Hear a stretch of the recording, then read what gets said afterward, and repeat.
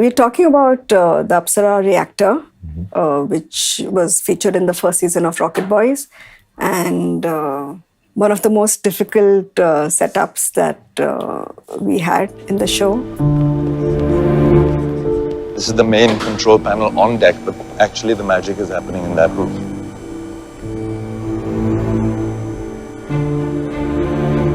Pool is about 8 meters deep. Do you see the core grid there at the center?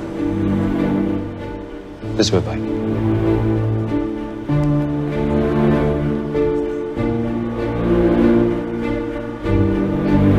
Will you do the honors? We had very little reference material for it. Mainly, we had a very grainy video from Films Division. The early research facilities at BRC included Apsara, India's first research reactor built in 1956. Where it was very difficult to understand the functioning of the reactor, and for which we had like these 16-page PDFs which we had to read through, understand the scientific language of how things work, what are pistons, what a reactor, the functions of a reactor, all of it, which kind of helped us put together a basic initial design. The part that we were shooting was the upper trolley of the reactor. And that was pretty challenging. I think it would have been easier just to make the water tank of it, which was pretty much straight line structure. With a lot of intensive research, we spoke to a lot of scientists who have worked with or after Baba at BARC, who kind of helped us with inputs in the designs that I was showing them. Understanding the scale of it was pretty challenging for us initially, but then we ended up finding a picture with a human to scale, and then we gauged the scale of the entire reactor. Basis that we made miniatures. So, it took us a couple of attempts to kind of get to the right scale and dimension of the reactor. And then came the biggest challenge was working off the trolley. The functionality of it, and then designing it, executing it as per the director's requirement has been pretty challenging, but it's been very creatively satisfying as well. VFX did play an important part in this, creating the body. So we created the top 30%, 35% of it, and the entire base was created by the VFX team. Interestingly, we had connected it to the control room the way it is in reality. That way it was easier for us to kind of link the two, the control room with the reactor room. It was a minimal setup. It was first of its kind. It wasn't cluttered with multiple consoles and multiple tables. It had enough room for the camera work to go around. So we had some references, but to understand the role of every toggle, every switch, every meter that we're seeing, first we had to understand what was the role for that particular thing. There's some measurement being taken, there's some meter reading that's been happening.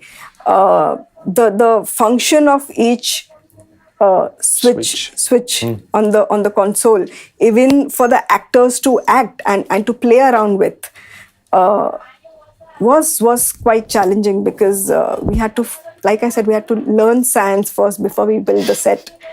So with a little help from, again, consulting a few scientists and generally watching a lot of documentaries, Chernobyl is a show that I watched multiple times to understand, just movement of switches and functions of all that was there on the consoles.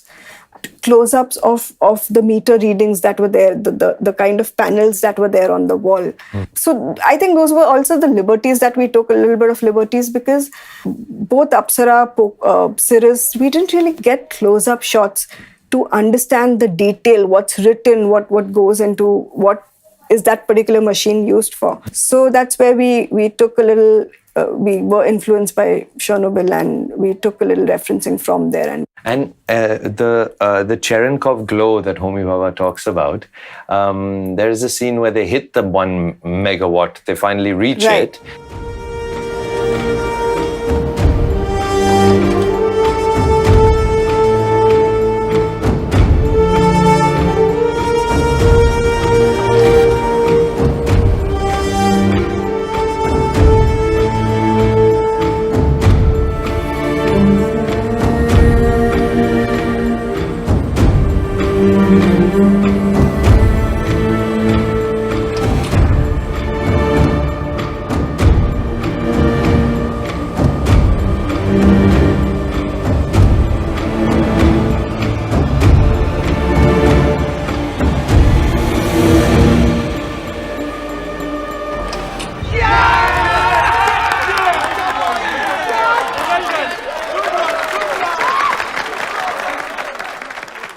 How did you all make the entire thing blue? Was it through the water that you had filled up in the reactor?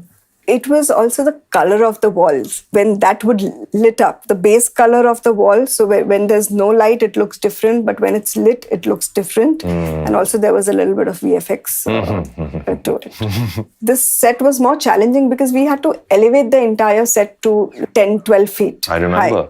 So anything that you make on ground is way more easier to do than uplifting it. I think there were 4 to 5 tankers of water required to test whether there's a leakage in the tank. So we did that, I think, twice before the shoot. Wow. And that kind of took one entire day to like fill water and then remove the water out of the tank. And how long did the set take to be made? It took almost 16 days. Wow. For us to create that. Yes, so for the control room, there's a very interesting thing that happened.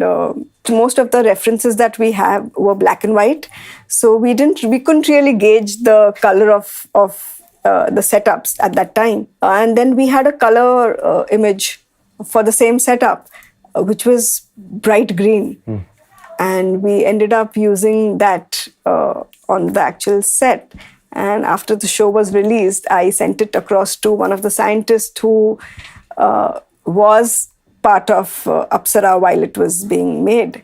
And he said, as far as I remember, I don't think it was green. It was a very pale gray or a bluish gray color. And I said, I showed him the image and I said, Uncle, we've just followed this. And he said, no, I think this is done much later when we progressed to bigger reactors. That's when they kind of converted and repainted these. This is a much recent image. So I think that was one thing that we missed out on. But nonetheless, it looked nice on camera. It looked very nice. Okay.